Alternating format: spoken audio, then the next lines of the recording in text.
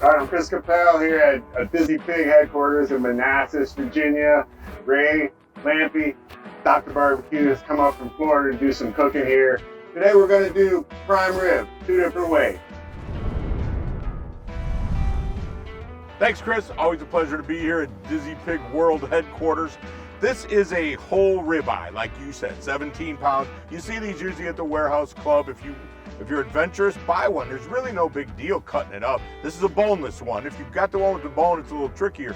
But a boneless one, there's nothing to it. You got to have a pretty good knife to do it, but you should have that if you're going to tackle something like this. Now, if you wanted to make it all steaks, you literally might measure it and take your knife and notch it so you know you cut them in the same spots. If you want them all to be the same, if you don't care, go for it. Sometimes the big ones and little ones is fine.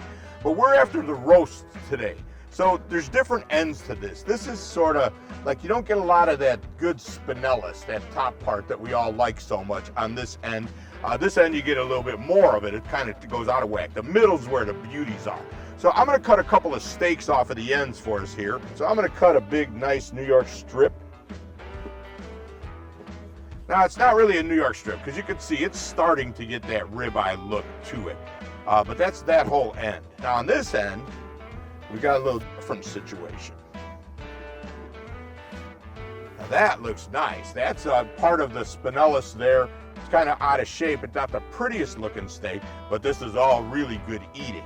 And I'm going to cut one more off and show you the classic ribeye look. There, now that's starting to look like a ribeye. But now I'm going to make some ribeye roast. This is as easy as it could be. I'm just going to cut this baby in half. I don't know what that weighs. I'd say 6-7 pounds. All right, so I'm going to trim a good bit of stuff off of my prime rib. I want the seasoning and the crust to be right there on the edge so that you're getting a hit of it. I don't want it sliding off when I cut it. So I'm going to cut all this silver skin and membranes and all that stuff off. So I got crust on top of meat. Just be real, like deliberate with your cuts. Kind of plan what you're going to do. Have a sharp knife and don't be scared.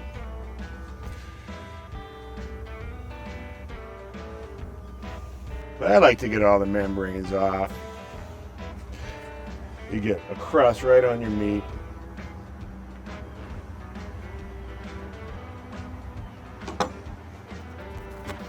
Same thing on the end here.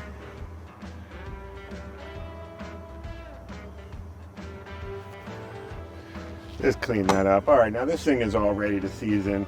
I'm going to put some salt on it first because our stuff is just not too salty. I'm going to use our Dizzy Pig cowlick seasoning.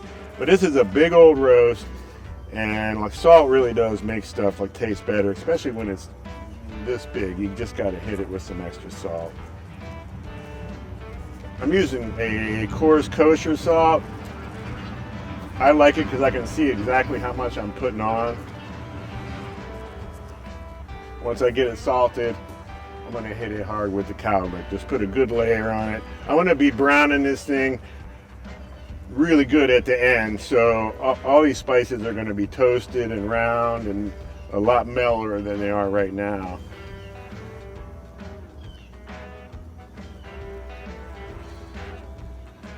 Now you could use oil on this to actually get it to adhere like a little better, but I'll just press it in with my hands and that's going to be fine. I'm going to season all the sides because I'm going to be searing all the sides. Now, I'm going to cook mine reverse sear. Okay, so I'm going to roast this thing at about like 275 with a little bit of smoke until it's about 115 internal, not quite done yet. I'm going to rest it for a little bit and get my grill all ready to sear it hot, and I'm going to sear it off at the end, and that's mainly for flavor. I want to get that good seared bark on the outside of it. All right, that's all seasoned up and ready to cook. What you got, Ray? I'm going to do more of a classic roasting where it's going to be done when it's done, and I'm not going to reverse sear it. What I'm going to do though to help with that is I'm going to put a butter coating on the outside of it. So over the course of time roasting, I'm going to have a beautiful bark and a caramelization as well, that really enhanced by the butter and a Mediterranean-ish. Now I'm going to trim it a little bit too. I'm going to look at it, and sometimes you'll see a little bit more skin on there than you want. If it's kind of like over here, it's broke up, I'm not too worried about it because it's going to get cooked. But this one is a little heavy, so I'm going to do a similar thing to what Chris did. Now the tail, see how the tail will be, sometimes it could be a little bit too much. So I'm going to take some of that fat off of there too.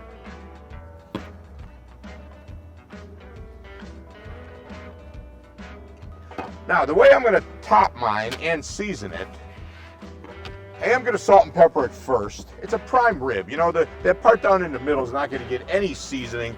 So by nature, we want to kind of over season the outside because that's going to carry all the flavor. And I like my beef, especially fatty beef like this, pretty salty. So I'm certainly going to salt it. And a little bit of black pepper. This is, I would like coarse ground black pepper. This is just what I had.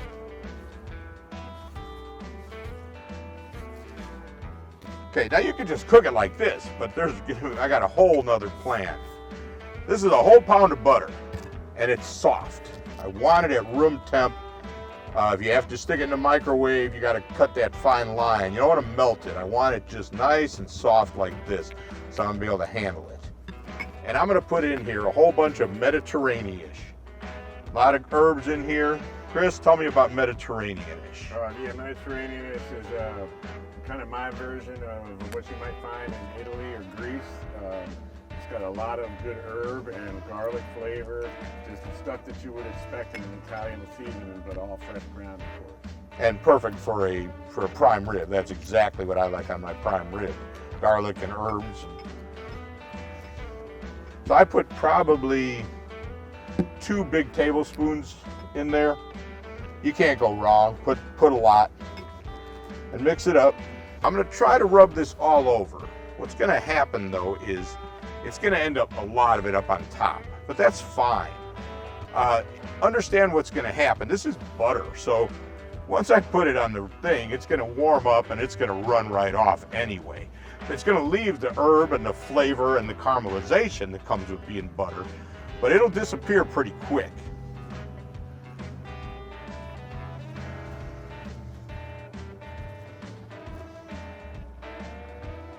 But you won't lose it. You're going to know it was there because the flavor of the butter, almost like a brown butter kind of thing happens. But a lot of it's going to be on top, but that's okay because it's just going to baste its way down. So I'm going to roast mine at 325. In the oven, if I was cooking it in the oven, you certainly could cook this in the oven, I would cook it at 325. On my egg, I honestly think that we always talk about this, the difference between dome temp, which is that, and grate temp. Give or take, it's about 25 degrees. We were just talking about this. Once it's been cooking for a long time, it will even out, but in general, 25 degrees is a safe way to think about it. Internal temp is what it's all about.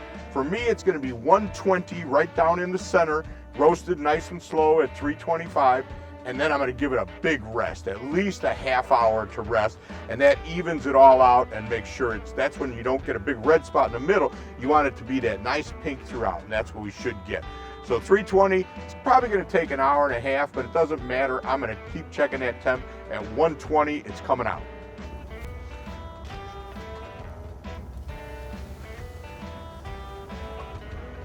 All right, I got my grill set up at 275 degrees. I'm going to insert my meat probe in here just so I can kind of monitor what's going on. Set this thing on indirect.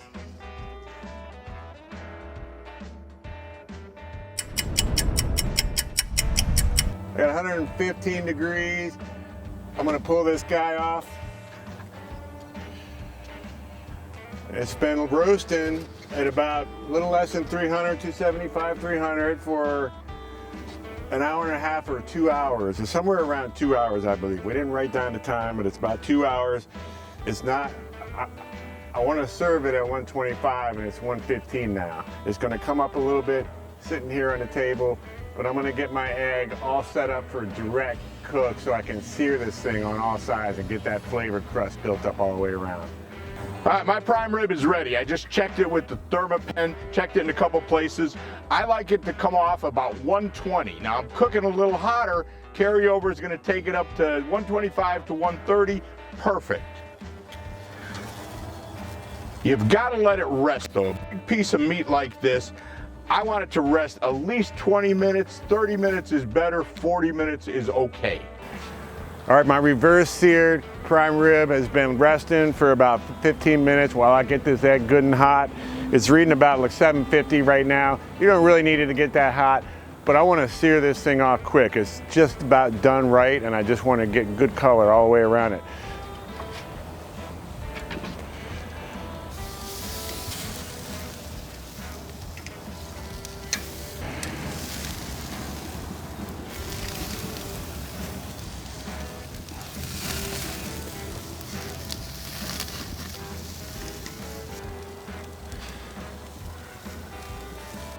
Minutes of resting, and this is perfect. I can't wait to slice into it. You see, not a lot of juice came out of it. That's how it should be. Now, it's a prime rib, so I'm going to cut pretty substantial pieces. You could slice it thin if you got too many people showed up and you want to share it, but I want prime rib size slices for me. Oh, that looks great. There you go. That's what a properly cooked prime rib looks like. I think I cooked this one perfectly too, even though it was a slightly different way. So mine's rested, but it rested before I did the final sear. So I don't know, maybe it rested like, 15 minutes. Of course, yeah. Like another thing from that like direct sear is I got these great crunchy edges, and the smell is like that wok beautifulness that you can only get with high heat.